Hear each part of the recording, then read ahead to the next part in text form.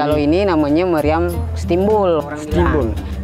Dari pertama Sultan Syarif Muhammad Al-Qadri itu merenovasi sampai seperti ini, memang ingin menunjukkan bahwasanya ini pintunya besar karena orangnya punya power yang besar. Apa bedanya istana sama keraton nih, Bang? Kalau kan keraton itu kan menjadi pakem istilah untuk bangunan yang berunsurkan kerajaan, sejarah. Kalau misalkan sekarang ketika kita melihat kosakata keraton itu berasal dari mana? Saya mendapati informasi bahwa keraton itu asal kata dari keratuan. Ratu.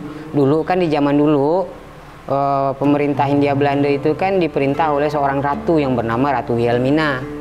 Nah, Ratu Wilhelmina, setelah Ratu Wilhelmina, ratu lagi, Ratu Juliana. Nah, dulu tuh patokan Ratu Juliana, Ratu Wilhelmina itu menjadi patok keraton-keraton di Nusantara ini. Jadi setiap yang punya istana bangunan kerajaan disebutnya keraton karena ngacu tadi ke ratu.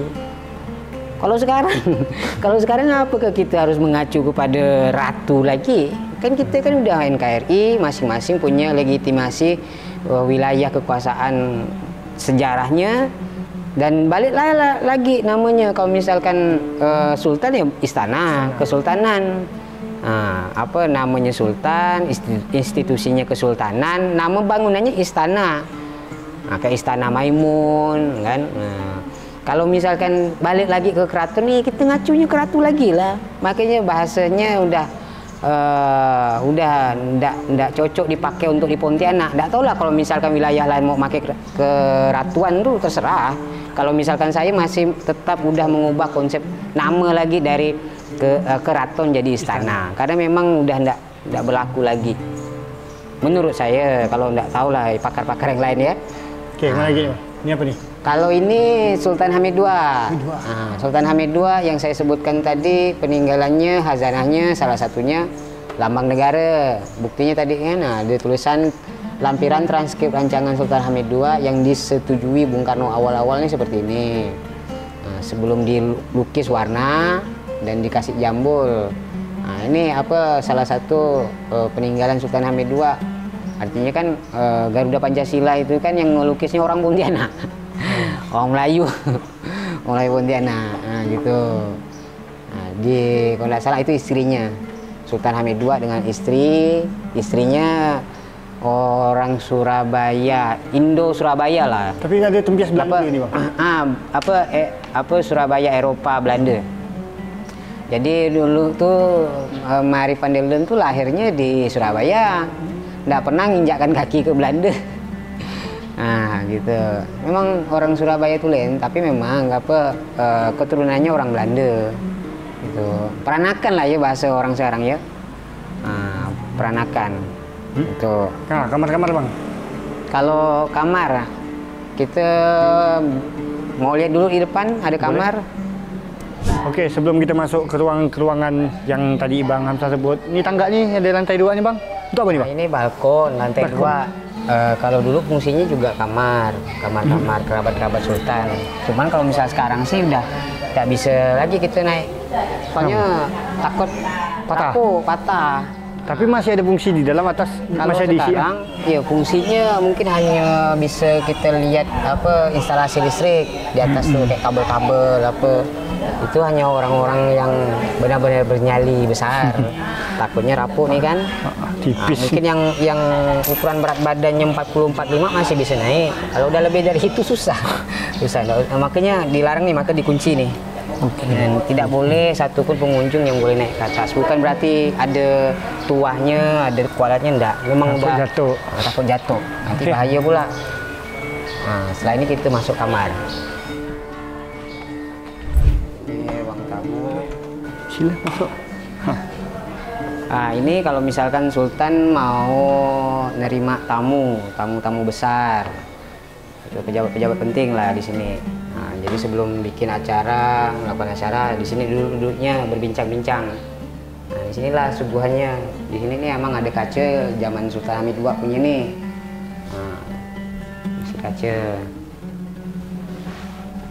Itu di sini juga ada pintu keluarnya karena memang bangunan-bangunan dulu itu harus banyak pintu. Kalau misalkan ada pintu masuk, ada pintu keluar. Nah, kalau misalkan mau lihat pintu rahasia mau menuju ke kamar Sultan, kamar tidur Sultan, ini ada nih. Ini nih. Jadi cuman sini aksesnya? Ya sebenarnya bisa kita masuk lewat dari dalam singgasana, apa Balairung tuh. Tapi karena memang masih ditutup untuk sementara waktu, kita lewat sini. Nah, karena memang awal-awalnya pengunjung memang tidak boleh masuk ke dalam kamar karena bersifat privasi kan, privasi. Ayo boleh kita ngeliat dulu dalam. Jarang-jarang ada bisa masuk. Yuk. Kita lihat ya. Ini salah satu ornamen peninggalan juga nih, meriam. Yuk. Wow. Ini kamar tidur Sultan. Ada banyak pintu nih. Ada pintu dari dalam Balairung Seri. Nah, ini ada pintu keluar. Nah, makanya kalau kamarnya kan mesti ada ini nih. Orang bilang apa katil, depan bahasa orang Melayu kan. Tempat tidur.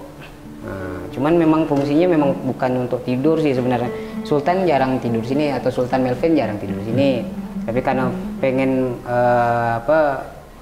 menjaga warisan budaya sejarahnya Sultan, maka disulaplah menjadi seperti ini. Udah lama nih bang? Ini udah lama nih, kain-kain lama nih. Nah, ini kan ada corak bulan bintang ini kan dari benang game atau benang emas atau benang apa kalengkang. Ciri khasnya ini kan sulam ini itu kamar tidurnya. Nah kalau ini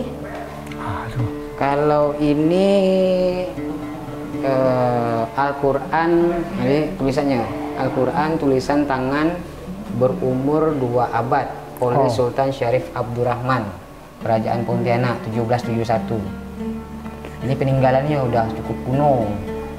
Lama nih peninggalan Sultan Abdurrahman, Sultan pertama Pontianak. Dijaga kelestariannya, ditaruh di sini. Itu. Ya. Kemudian ini kursi dengan tempat untuk rias. Nah, ini kursi bisa putar-putar nih, pusing-pusing. Zaman bila nih? Ah, ini zaman Sultan Muhammad, Sultan Syarif Muhammad nih, apa 1896 1944. Nah, ini kursi ini peninggalan zaman dulu.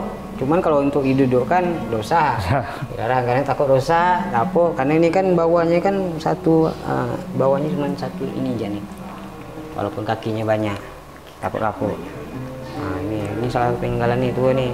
Jarang-jarang kursi kayu yang bisa berputar-putar gini nih. Nah, fungsinya banyak pintu ini apa tau? Kalau fungsi banyak pintu itu kan kalau orang Melayu kan rumah panggung banyak pintu, ada pintu masuk, pintu keluar supaya kalau misalkan dalam keadaan mendesak, entah kebakaran kan bisa kita keluar dari pintu mana saja. Nah, itu fungsinya untuk antisipasi taktis begitu.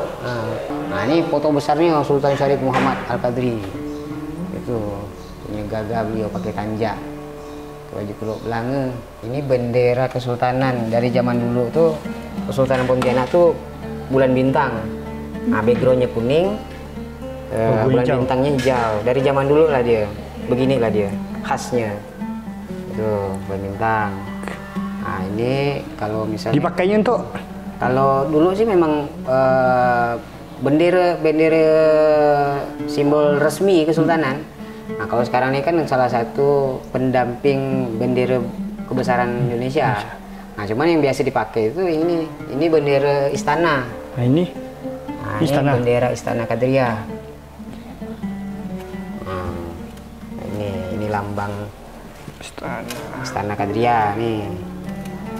Istana Kadriah. Nah, ini singa, ngapit, bulan bintang, tulisan Istana Kadriah. Nah, jadi lambang atau logo kesultanan sekarang dipakai ini. Nah, gitu. Jadi setiap ada acara resmi atau di dalam istana mendampingi bendera merah putih ini. Nah, ini gitu. Jadi lambang istananya ini. Dari dulu sih juga sebenarnya. Gitu. Nah, itulah dia kira-kira. Kayaknya cukup kita episode ini kita sekiankan dulu karena dah banyak tadi kita kulik isi di dalam yang ada di sini nih. Tadi kita udah dengar kan ada nama Masjid Jamik, Masjid Jamik. Kayaknya kita akan ke sana setelah ini. Makanya tetap tonton terus Melayu TV. Kita serumpun Melayupedia, ensiklopedianya budaya Melayu. Masjid Jamik ini kan didirikan pada tanggal 23 Oktober 1771. Tidaklah sebesar ini Awalnya. Berbudaya bersama Melayu TV.